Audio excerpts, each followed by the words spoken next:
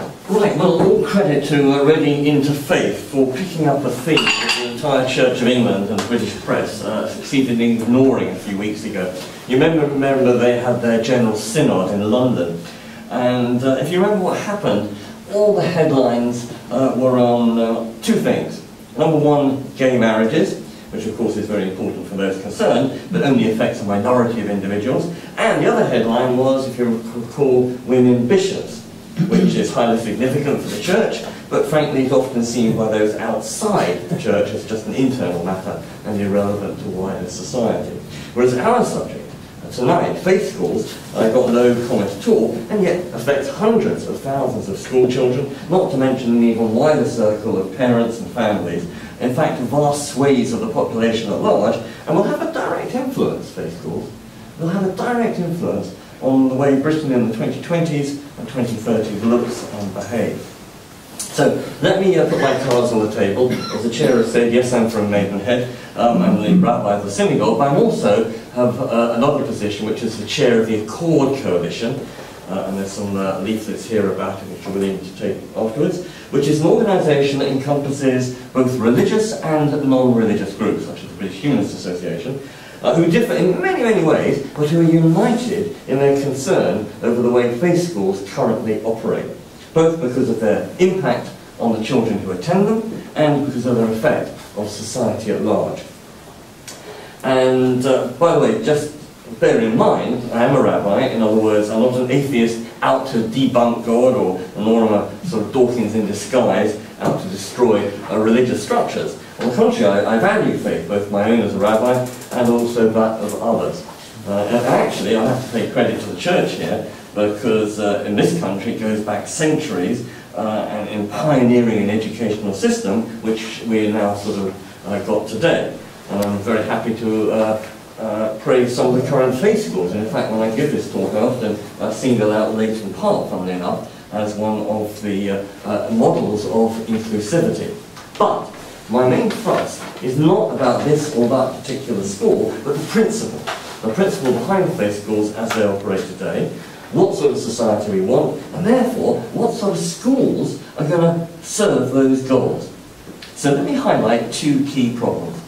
One is the social divisions caused by faith schools. By concentrating Church of England children in this school, Catholics in that school, Jews over there, Muslims here, Hindus there, whatever the purpose, however benign the intention, the effect, the net effect is to segregate the children. And if I want to be more emotional and less but no less accurate, I could say that the effect is to ghettoise them and to have almost a voluntary educational apartheid system. What's more, there's a secondary consequence which is equally worrying. By pulling Christians or Jews or whatever into their own particular school, it means they're pulling those Christian or Jewish children away from the rest of society and denuding community schools from any religious influence. And that's why, to give you a practical example, I was astonished the other day when I went to visit a school in Finchley in North London, which some of you may know is an area with a high, very high Jewish density, high Jewish population. And yet at this school there was not one single Jewish pupil. Why? Well, because they were all in Jewish day schools. And so the Christian, Muslim, Hindu, Sikh and non-religious children at that particular school ended up seeing Jews all around them, but never actually meeting them or interacting with them. And yes, the better faith schools will teach about other faiths, but only a few, because many of them have an express purpose of shielding their children from other traditions as they be confused or influenced by them, whilst plenty of others will ignore other faiths or even give unsubtle messages about them, such as one Catholic school I know of, that to its credit does teach about other religions, but as part of the heresy class. It's really not sensible for children to be like Rapunzel, sort of locked away in her tower, because isolation is a poor teacher for later life. And we want the next generation, very diverse in terms of the different cultures and traditions that make up Britain today, we want them to grow up at ease with each other and not as strangers, suspicious of each other. And of course it's not just the kids, is it? I mean, if you divide the children, it also means you divide the parents, who no longer meet outside the school gate at parents' evenings, school plays, school stays. And those reservations I expressed are based on a religious conviction. Because something too common to Jews and Christians, and which other faiths share as well, is the line that first appears in the book of Leviticus, and which Jesus and others later echoed, love your neighbour as yourself. But you can only love your neighbour if you know your neighbour, and actually understand what he or she believes in, what makes him or her tick, and how he or she leads their lives. You know, we've spent decades trying to get rid of class segregation. It seems daft to rush in and replace it now with religious segregation. And this situation is all the more amazing given that we're living in this country, in other words Britain, with all its terrible experiences of Northern Ireland. And we know that the problems there are complex and are rooted in history. And I'm not for one moment going to say they're because of faith schools, but there's equally no doubt that the sectarian divide was being perpetuated by separate schooling, which then reinforced all the stereotypes and prejudices. And by the way, if any of you go to Northern Ireland today, what is the educational success story you'll find? It's the integrated schools. They first started not long ago, 1981, but with 28 pupils in one particular school. There are now 19,400 pupils throughout the province. What's more, the demand for integrated schools is continuing to go up, even though the school population is going down. Could that have any message for us? I think it does. It's don't divide the children. And that's why, for instance, I welcome the Bishop of Oxford, his suggestion, what was it, about 7 or 8 weeks ago, when he said that Church of England schools should limit the proportion of pupils they select on grounds of religion to percentage of their intake. He said 10%. We got into trouble. But, you know, you may want to argue about the figure, but surely the principle is right, that if the church, for instance, is to be part of the wider community and not retreat from it, serving society as a whole, and not just limited to its own continuing constituency. That doesn't stop the school or any other faith school having a religious ethos. And of course, those who truly value their faith also have the option of attendance at religion school, or the church, or the mosque, or the synagogue, or the gurdwara, and youth clubs and summer camps to bolster their religious involvement, but don't divide the children up from each other Monday to Friday, 9 to 3. And of course, we're now in this new world of academy and free schools, which have got all sorts of merits in theory, but in practice they can compound the problem, because by giving schools even more power to do their own thing, they ignore the greater good, set their own admissions, exclude, divide. And in fact, it's interesting, isn't it, that over half of those that have applied for free schools are actually faith schools. And that should ring warning bells indicating that the free school system could, I won't say it will, but it could be hijacked with those with a religious agenda who are sort of more inward-looking and self-serving. The freedom to discriminate and the freedom to indoctrinate are not freedoms worth fighting for. And in case you think these problems are highlighted a matter of opinion, let's look at the facts from the academic and the research sources on faith schools. The Institute of Public Policy Research, which showed that where faith schools are their own admission authorities, and that means all voluntary aided or VA schools, they are 10 times more likely to be unrepresentative of the surrounding area. Take a very independent body like the Runnymede Trust, which says, despite high-level pronouncements that suggest a mission to serve the most disadvantaged in society, which you'd have thought faith schools would do, faith schools educate a disproportionately small number of people at the lowest end of the socio-economic scale. Well, okay, you can argue about statistics, but can those ones be believed? Well, the Department of Education thinks so, because it actually supports those findings. And by the way, those findings come from an impeccable source, the school census.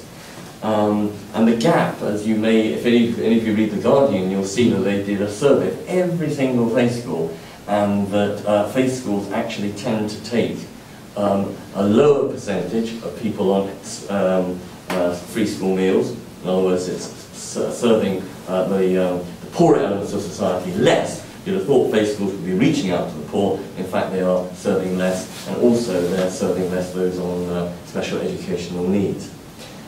Institute of Education, I could really go through a whole ream of statistics, concluded that faith schools have fewer pupils eligible for free school meals. And I'm going to stop there on the evidence side, because it's this build-up of negative information about faith schools which is also changing public perception about them. But let me offer you now a moment of light relief from statistics with some howlers that have been collected from school children in answer to questions on the Bible. How about this? Jesus was born because his mother Mary had an immaculate contraption. The people who followed Jesus were called the 12 decibels. Well, my favourite one is, Christians have only one spouse. This is called monotony. Well, you know, we can laugh at those because they're harmless. Let me think, what do you think about this one? Christians are on a crusade to kill all Muslims. When Jews celebrate the festival of Passover, they drink human blood. Hindus smell because they only wash when they go to the Ganges. Sikhs are frightening because they carry a knife under their turban. The way Muslims get to heaven is by killing someone. Well, they're not so funny, are they? Because ignorance can lead to prejudice, and that can then descend into intercommunal hostility and spiral into violence. And it's vital, therefore, that children grow up knowing the facts about other faiths, ignoring the falsehood and the myths, and partly they should know the facts because of general knowledge, but also as a pathway to good citizenship, so they understand about their Christian, Hindu, Muslim, Sikh, Jewish neighbours. And that touches on my other concern, which is what children are actually taught, and which is why the curriculum review that's going through at the moment is so crucial. Because as many of you will know, if you're involved in education, religious education is a very anomalous subject. It's got to be taught, but it's not on the national curriculum. In other words, there's no set syllabus for RE.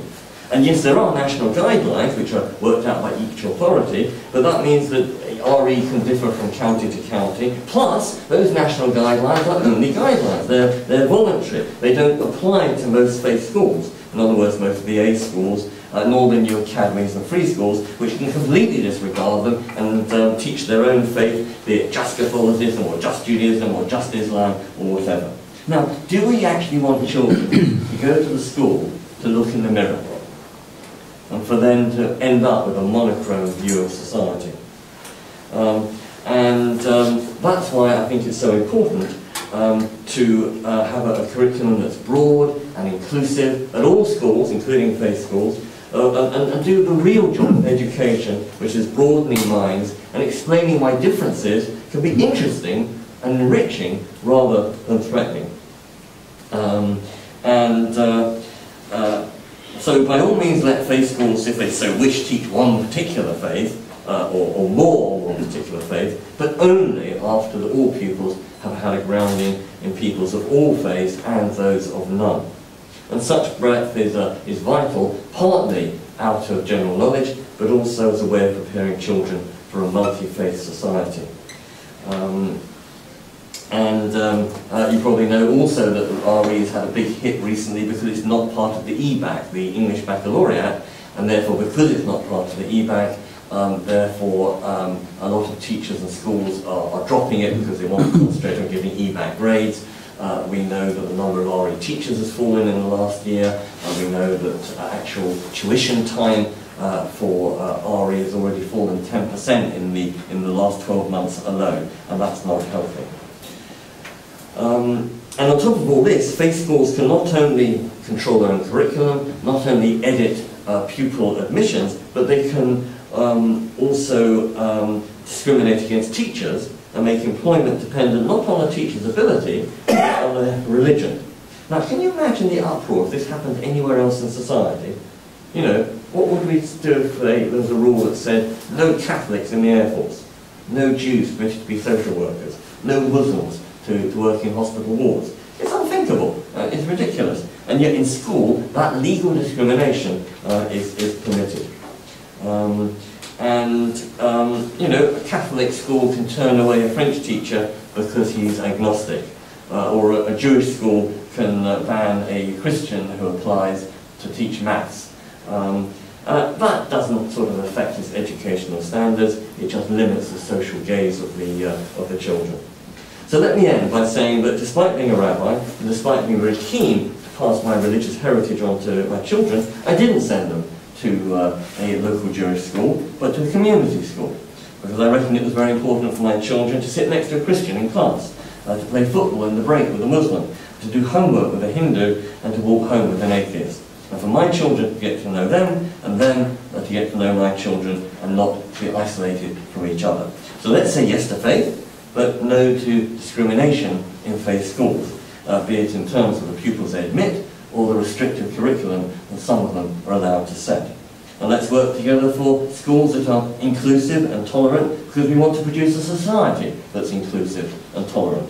And let's get the children to know their neighbours and interact with them, because that's what our faith in God